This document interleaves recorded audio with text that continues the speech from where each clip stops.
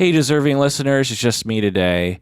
I thought I would respond to an email from famous patron Lyndon, in which he asked me the following thing. But before I do that, let me introduce the podcast. This is the Psychology in Seattle podcast, and I'm your host, Dr. Kirk Honda. I'm a therapist and a professor. This email is from patron Lyndon, famous patron Lyndon, who runs our Facebook fan group. If you want to join the Facebook fan group, it's a fun place to interact with other deserving listeners.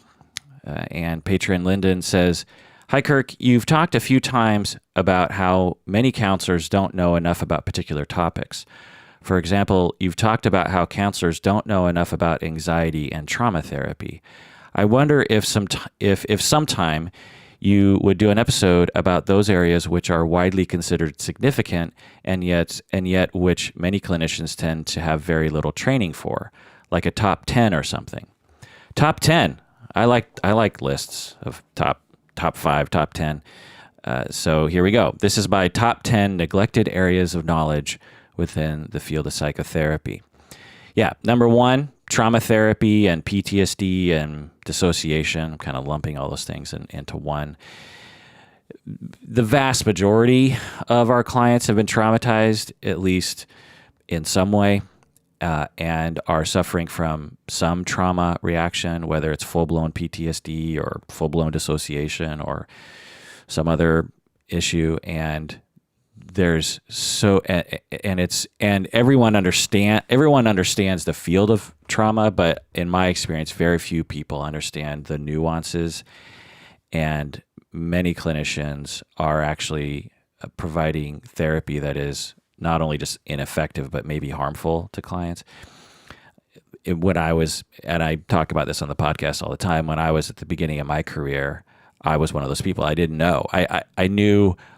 I thought I knew about trauma, and I thought I knew about PTSD, and I thought I knew about dissociation, and I thought I knew about trauma therapy, but I didn't really. And I was harming clients, frankly.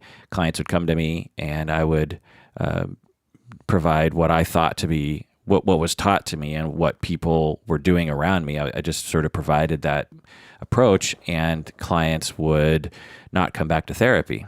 Not because they hated me, but because they had become dysregulated by my approach to their trauma treatment. And so that's an absolute neglected area of knowledge. It's changing slowly over time, but there are many people who are excellent in this. But I would say if you just took a poll of all the different clinicians who see clients with trauma, I would say a small minority of people are actually knowledgeable enough to actually do a good job. Okay, so that's number 1. Number 2 is anxiety, just in general. Again, you'd think this would be an easy topic for everyone to understand, but it's actually not, I don't think, in my experience, understood by clinicians, particularly how it presents in children and adults. So it's, in terms of the way it presents. If someone comes to you and says, "I'm anxious," then I think a lot of therapists probably know what to do. But a lot of people don't know they're anxious, or they don't know how to describe their anxiety or something, particularly kids, right? And so anxiety, I find myself in supervision trying to help a lot of people understand what anxiety looks like in children and teenagers and adults who don't know what anxiety is. So, and again, you would think I think it's one of the most, if not the most common category of psychopathology, the most prevalent area of mental illness that people suffer from. I have suffered from panic and some generalized anxiety in my past, and I found that when I went to therapy, a lot of therapists just didn't really, they were sympathetic or empathetic, but they just didn't really know how to target the anxiety and how to really help me reduce my symptoms. What ended up helping me actually for myself was that I just learned about anxiety in depth and about how to treat it in depth, and then just did it to myself, which had a huge amount of benefits to me. I don't suffer from anxiety that much anymore, but boy, did I suffer from it in my 20s. And I mean, I still have tendencies, but there's so many angles to come at anxiety. Anxiety, I think, is for people. I think there's a lot of clinicians who have never suffered from anxiety themselves, and so they see it as this really simple problem to solve. You just you do a little bit of CBT and everything's okay. That's my anecdotal experience, but you have to come at it from a lot of different angles. It's not just a simple coping mechanism issue.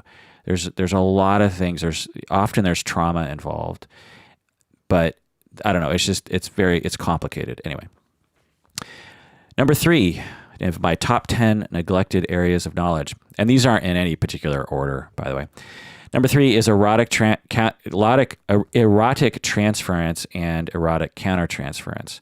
So I've talked about this in the podcast before, but it's a neglected area of knowledge in terms of there are many people who will graduate from a master's program or a doctoral program having never even had the notion brought up that a client could be attracted to you or you could be sexually attracted to your client, and that this is normal within certain ranges, and there are things you can do about it, and you're supposed to talk about it. That is completely ignored in our field because our society completely ignores this sort of thing. So, and in our field, it's ignored, in my estimation, largely because of 2 reasons. One is that we're super puritanical in America and just avoid anything having to do with genitals or eroticism, or we avoid it all unless it's like in very specific kinds of contexts, like a beer commercial can absolutely have sexual overtones, that kind of stuff. But if a therapist were to announce, I'm sexually attracted to one of my patients, a good number of people would get stressed out just by you just saying that. But of course, we're human beings. Of course it's going to happen, right? And so, and by not talking about it, then it results in bad things. We're humans. We're not robots. It's normal to, have a crush on somebody. It's what you do with it.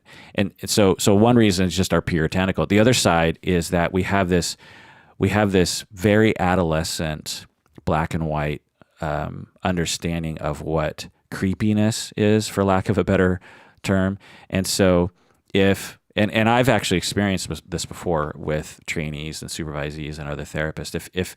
If someone starts talking about erotic countertransference, meaning that the therapist has erotic feelings for a client, a good number of people, clinicians, these are professionals. A good number of these professionals will sort of giggle and make like a creepy, oh, that's creepy. And there's this, it's a very adolescent way of looking at real human feelings. It's like, oh, that's so creepy. Oh my God. It's that kind of attitude. And I find that just to be so strange. And of course it exhibits everyone's insecurity and perhaps traumas and shame around this sort of stuff. But at the same time, it's like, we're professionals now. We should be able to talk in a mature manner about the reality of humans. So anyway, number 3, erotic transference, erotic countertransference, in my top 10 neglected area of knowledge. Number 4, how to find and understand research. Now, for doctoral people, they often don't suffer from this, but maybe some do. But this is more of a problem for master's level people. And in my master's program, we try to alleviate this by having classes that are specifically designed to help trainees understand how to find and how to understand research, how to look up research, how to read research. And I can tell you from personal experience that for myself, that for many years, I didn't understand how to read research. I would look at journal articles and most of it would just kind of boggle me. At this point in my career, after getting my doctorate and after my dissertation and after writing, or working on books that have a lot of research that I'm reviewing, and just having read literally, tens of thousands of journal articles, you realize that there's a format to it, and so I can read journal articles a lot faster now. I can sort of skip around the article and figure out what I need to look at. Whereas before, I was just like, what is going on? And so I feel like that's a neglected area, because all of us clinicians should be using empirical evidence to guide our assessment and treatment of humans. It doesn't mean that we have to be rigid to manualized treatment modalities, but at the very least, we should be familiar with research. For instance, every clinician, in my opinion, if a client comes in and say, the client is talking about anorexia or non-suicidal self-injury or something, every therapist after the session, in my opinion, should immediately go to the literature and just either refresh themselves about what the literature is saying and the treatment that is recommended regarding that. Or if they don't know much about it, they should definitely look up the literature. And this means that you have access to journals, which means you have to pay money to have access. Now, I'm a professor, so I have full access to everything, which is a huge benefit to my life. And full disclosure, before I had access, there was a time when I wasn't teaching, and full disclosure, I didn't subscribe to a service that provided me with access to journals. So I'm just as guilty as this. And in fact, I think did I mention this? I think I did. Before I got my doctorate, I was woefully, I already mentioned that. So I'm not saying that this is anything that I wasn't, neglectful of. I think it's partly a problem of our profession in that we don't help people enough to understand research and to understand how to use research in their clinical work. I think that for me, and I'm guessing for a lot of other clinicians, it's just so daunting, and there's so much confusion and self-esteem problems as you approach something that you're not very good at in terms of reading research, that you just avoid it, which is what I did anyway. So that's number 4. Number 5 of my top 10 neglected areas of knowledge: how to handle difficult clinical moments. My dissertation was on the experience of difficult clinical moments for seasoned psychotherapists, and they told me that they felt afraid and confused. So there are difficult moments while you're working with a client. They might start yelling at you, or they might have a meltdown, or something difficult happens in session. And then what happens for the therapist? Well, they almost universally said that they felt afraid, like terrified, deer in headlights kind of a situation. Confusion. They often felt inadequate. They felt an urge to run away. They might even get angry at the client for making them feel this way. So there's a lot of feelings, and there's very little talk about this in training programs because they're kind of rare, but they do happen. But I think they're rare enough that training programs don't feel the necessity to talk about it. Also, they don't talk enough about how to handle it. Whenever I lecture about difficult clinical moments, people always will say, okay, great, now you've explained that there are difficult moments that we can all identify with, but what are we supposed to do in those moments?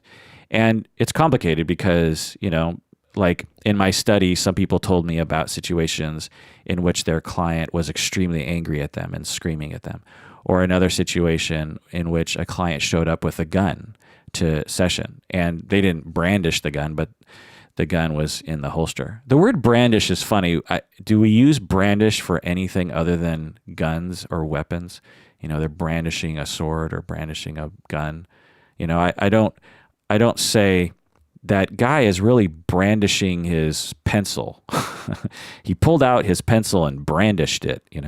I just find certain words like that funny, but anyway, so we neglect how to handle difficult clinical moments. We neglect even the very notion that therapists would even have difficult clinical moments. That's why I focused on seasoned psychotherapists in my study, because I wanted people to understand that this wasn't just an experience for novice therapists. This was something that 30 years into your profession, you'll still experience difficult clinical moments in which you will be terrified and confused and upset. So that's number 5. Number 6, how to provide helpful supervision. I'm currently almost done with a book. Maybe by the time this episode comes out, I will be done. But I'm writing a book on supervision, and I'm talking with a lot of people about their experiences in clinical supervision. So if you're therapists out there, you know what I'm talking about. If you're not, therapists are always supervised by a supervisor very closely. The supervisor closely monitors their work with their clients for years. And so, for instance, in my career, I've had something like 15 supervisors over the span of a number of years. It's just something that we just do as a way of helping therapists to develop and also to monitor client welfare. And so, in my research on the empirical evidence on supervision, I found that there's a high prevalence of inadequate supervision and harmful supervision. There's a lot when you survey supervisees, a lot of supervisees are saying that their supervisors aren't good enough, or that their supervisors are actually harming their life. And this is my experience of supervisors. I've had, like I said, 15 supervisors, and the vast majority of them were not very good. I only had a few who I would say met my expectations of what a supervisor should be. Someone who was helpful, someone who cared about me, someone who made me feel safe, someone who taught me, someone who mentored me. And the vast majority of my supervisors were either just sort of like, meh, but then there were some that were absolutely abusive to my life and traumatizing to me. And so this is, I think, a huge problem.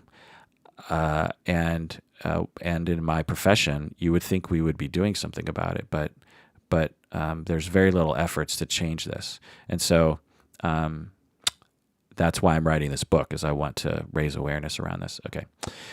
And also provide guidance for supervisors in terms of the evidence and in terms of my experience as a supervisor. Okay. Number 7, how to tailor therapy to the client instead of the other way around.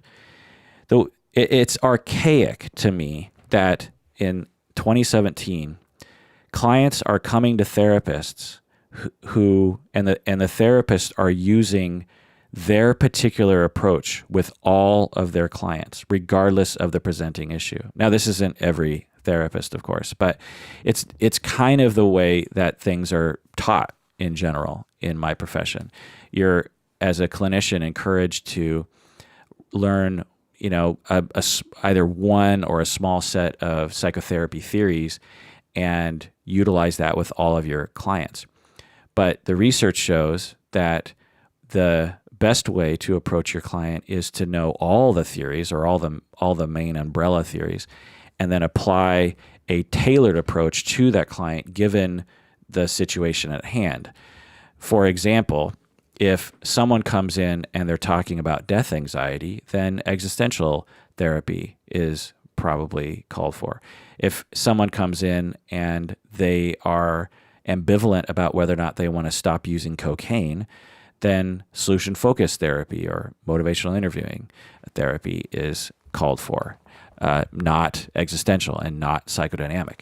If someone comes in talking about trauma, then trauma therapy, exposure therapy, behavioral therapies, DBTs, your trauma-focused CBT models.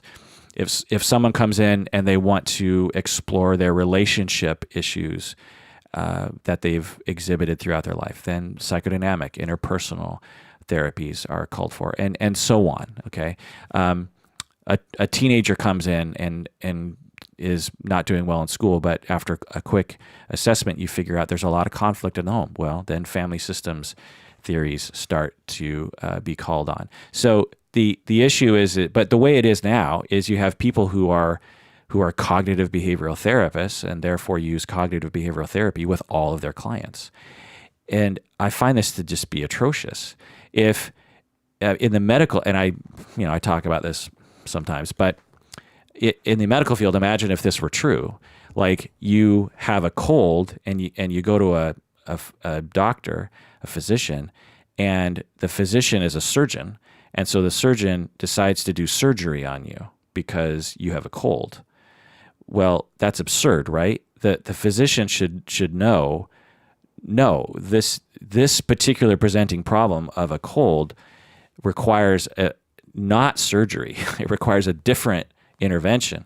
Or you go to a physician for headaches, but that particular physician is a foot doctor, and so that doctor puts you in a brace for your foot as a way of trying to cure your headaches.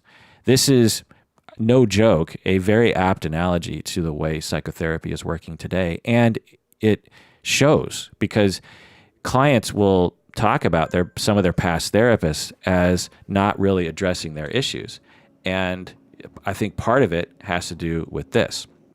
Okay, wow. Famous patron Lyndon, you have unleashed all of my rants, as you can tell, by asking me to do a top 10.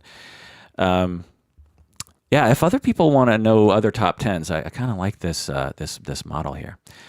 All right.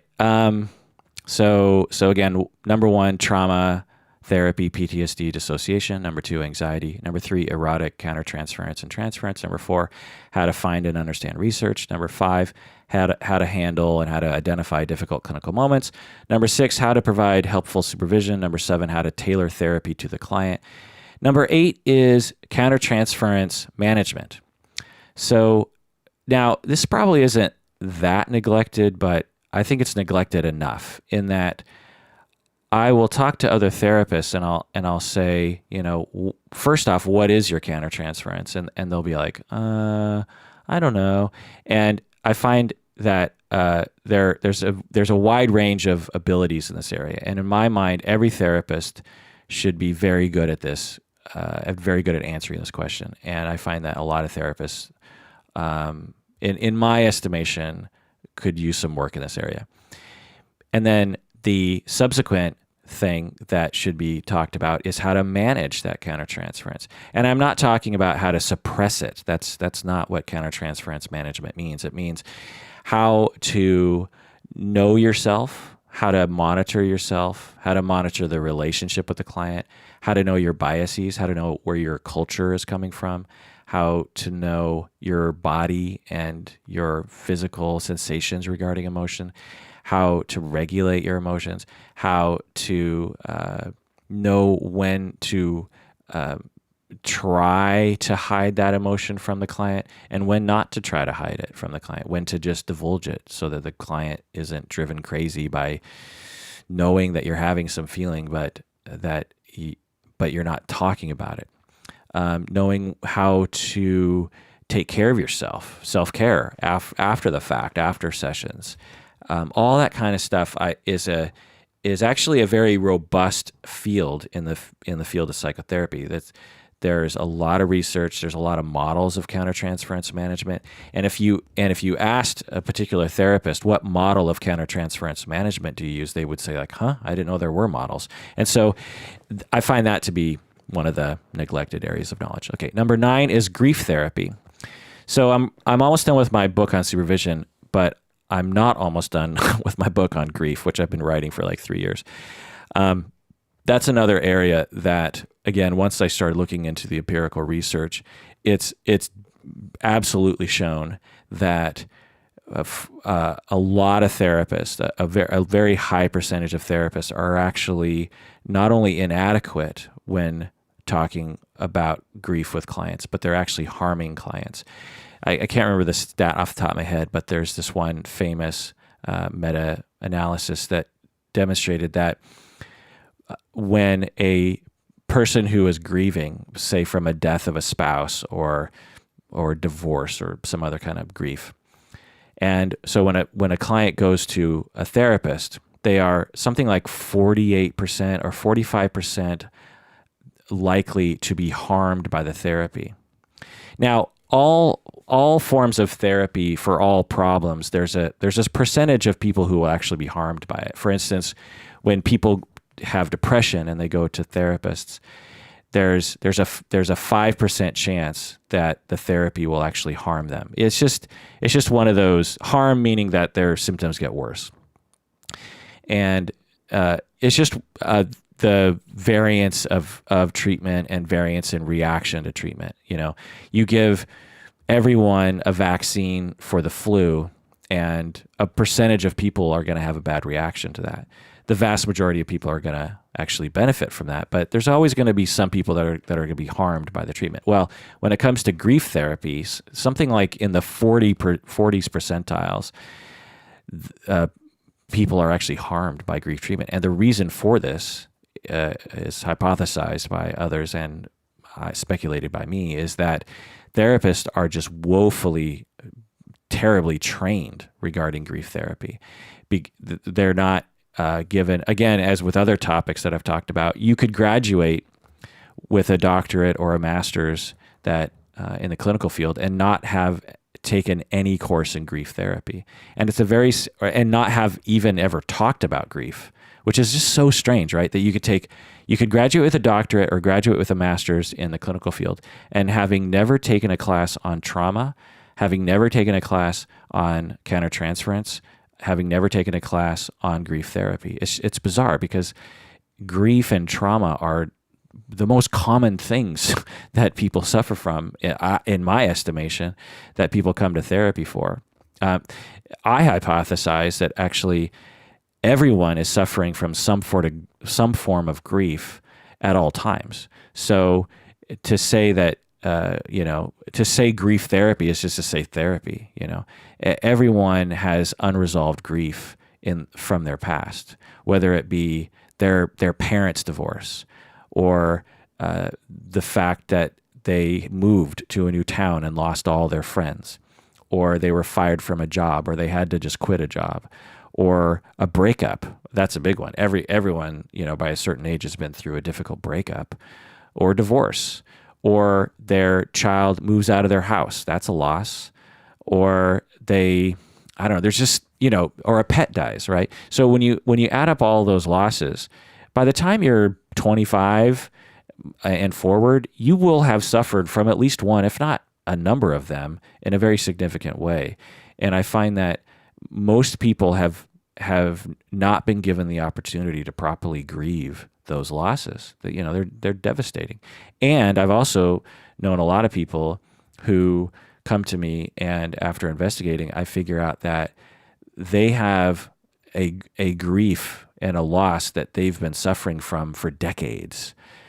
And there's nothing wrong with that. It's just like they were very close to their mother, and their mother dies. And for decades after that, they're still in pain about that. And what I've discovered is it's just very normal. Whereas a lot of therapists think, oh, what's wrong with that person? So there's a lot of misconceptions about grief. And once I finish that book, I'll be talking all about it. But anyway, number 10, social constructionism, and how therapists have an ideology or a way of thinking that must be acknowledged.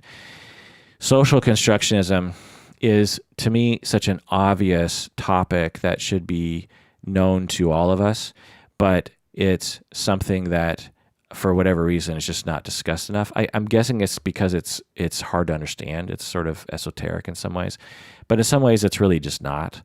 And it's related to countertransference. But anyway, so social constructionism, and the other related fields, postmodernism,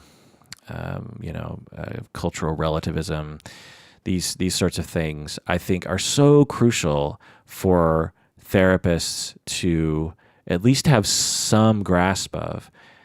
Otherwise, they are at risk of really misunderstanding a lot of situations, and either being not so great to their clients, or even potentially harming their clients. Now, I couldn't relegate myself to 10 famous patron linens, so I have to give 2 more. Number 11 is how to keep proper records. I can't tell you how many times for those who listen to this podcast, that one of my most favorite Schadenfreude things to do is to read these case studies of other therapists being sued by clients for doing bad things. And without fail, I think, at least the majority of the time, one of the major problems that these clinicians will have that will result in them being sued successfully is that they weren't keeping proper records, and or they wouldn't hand over their freaking file when it was requested like they're supposed to. And so, and when I talk with other clinicians, experienced clinicians, I find that a lot of them just don't really understand the implications of what their file is. And they, and it's not because they're stupid, it's because they're just not told. They're not taught. And I find that, and to be honest, when I was a younger supervisor, I thought I knew what a good file was supposed to look like, but I didn't really. And so I was actually teaching people how to do files that I just didn't know. And so it's just hard to find guidance in our field around what exactly are the factors that play into keeping good records as a therapist to protect yourself and to do good by the client. A lot of the problems actually emerge from agencies because most, if not all, therapists will begin their career at a mental health agency. And these agencies have very particular factors at play that affect the way that they keep files. And one of the factors, which is very different from other venues like private practice, is that the clients don't have much power. The clients who typically go to mental health agencies are marginalized groups. They're immigrants, they're ethnic minorities, they're poor, they're just marginalized groups who don't have much power. And so what ends up sort of happening at these mental health agencies is the way that the records are kept, they don't necessarily respect the clients very much because the clients never know that they can actually complain. Or if they do complain, they don't know who to complain to, or if they do complain to the actual right person, they're not respected. And so there's this kind of shift away from honoring the confidentiality of the client, honoring the wishes of the client, honoring the autonomy of the client. And I see this all the time where clinicians will emerge from that mental health service world, and they'll enter private practice, and then they'll hire me as their supervisor. And I have to spend a lot of time reorienting their mind to putting the client first. Because there are certain things you have to have in the file, regardless of how the client feels about it. But nothing should be in the client file that is going to piss off the client, right? I mean, presumably what you're doing, unless you're in a super adversarial relationship with the client, which can happen at times under certain circumstances, like they're court ordered or something. But for the vast majority of private practice clients, that's not the case. And so I find that I have to remind, not only just for ethics and treating clients well, but also to cover your own ass. Because if in private practice your file is pulled, which happens, and it goes to court for some reason, like there's a custody battle or something, and the client reads something in your file that they're upset about that you put in there, like, they masturbate to gay porn or something, and they're not out as in that way, then they're going to sue you for putting that in your file, in the file, when it didn't need to be in there. Or at least they're going to be motivated to sue you, or they'll be motivated to take action against you, and for good reason, because this did they consent to you putting that detail in their file? Did they want you to put that in their file? Did you need to put it in their file? And the answer is no. There's no purpose of putting that detail in the file. It's not needed. That's why we have psychotherapy notes, which actually are in a different file, which don't get pulled when you actually have your file pulled, which is all written out in the HIPAA rules. And so I find that I have to really beat this into people, and it takes actually a long time for me to convince people of respecting clients. It's just a weird thing, because in these mental service agencies, again, I'm being very general here, and I'm sure there are agencies who don't do this, and I actually know there are agencies who don't, but it kind of depends on the supervisor that's on site there. But in general, these mental health service agencies, they just take a very relaxed sort of point of view on that. Anyway, And my last one, number 12, is the importance of the relationship.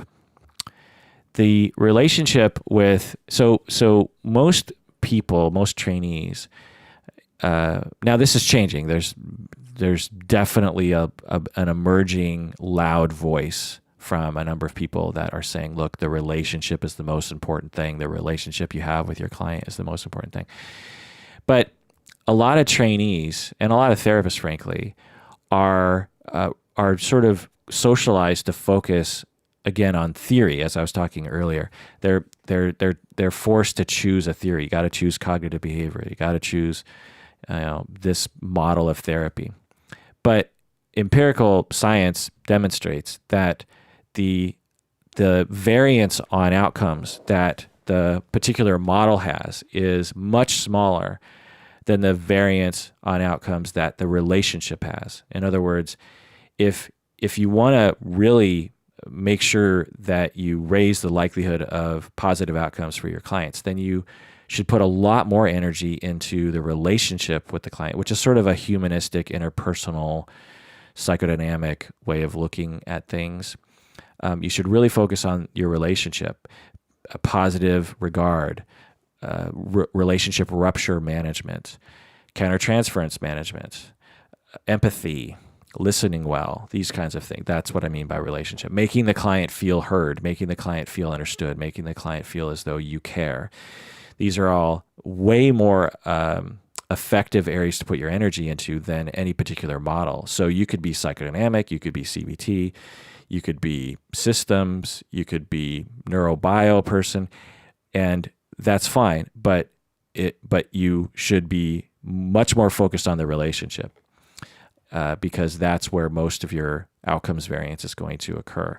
And so now this is changing. More people are, I hear more therapists talking about the relationship. It's better than it was 10 or 20 years ago when very few people were talking about it. But it's getting better, but it's still mostly ignored. In my my vision of the future is that all therapists consider themselves to be relationship therapists. We don't really have a word for it, but maybe humanistic. Like all therapists say that they're Rogerian in some way, or all therapists will say that they have a pretty big humanistic through line in all of their therapies with their clients. You don't hear that language. You hear it. You're hearing it emerge, but not only is that empirical science, but it's also just good practice, in my opinion. I mean, imagine all of you out there listening. A lot of you probably have been in therapy, but if you haven't, just imagine you're going to a therapist. You really want your therapist to listen to you well, right? You want your therapist to understand you. You want your therapist to get you and to really, hear you and to pay attention and to care about you. You want your therapist to be very present and authentic. And if something kind of wonky happens in your relationship, like the therapist puts their foot in their mouth or something, you want that therapist to apologize and say, I'm sorry for saying that stupid thing I said last week. That is the baseline for any therapy to occur, regardless of what the problem is. It doesn't matter what the problem is. You need that relationship first. And for many people, for many clients, that relationship is the therapy because it heals the relationship problems that they experienced as children and that sort of thing. Okay, so that's my top 10 or 12 neglected areas of knowledge. Number 1, trauma therapy, PTSD dissociation. Number 2, anxiety. Number 3, erotic transference, countertransference. Number 4, how to find and understand research. Number 5, how to handle difficult clinical moments. Number 6, how to provide helpful supervision. Number 7, how to tailor therapy to the client. Number 8, countertransference management. Number 9, grief therapy. Number 10, social constructionism. Number 11, how to keep proper records. And number 12, the importance of the relationship. So thank you, famous patron Lyndon, for suggesting this topic and giving me a chance to rant into a microphone while I sit alone in a room all by myself, ranting to myself and listening to myself in these headphones that I'm wearing right now. All right, well, that does it for that episode of Psychology in Seattle. Thanks for joining me. Please take care of yourself. Let me know what you think about this episode, and take care of yourself because you deserve it.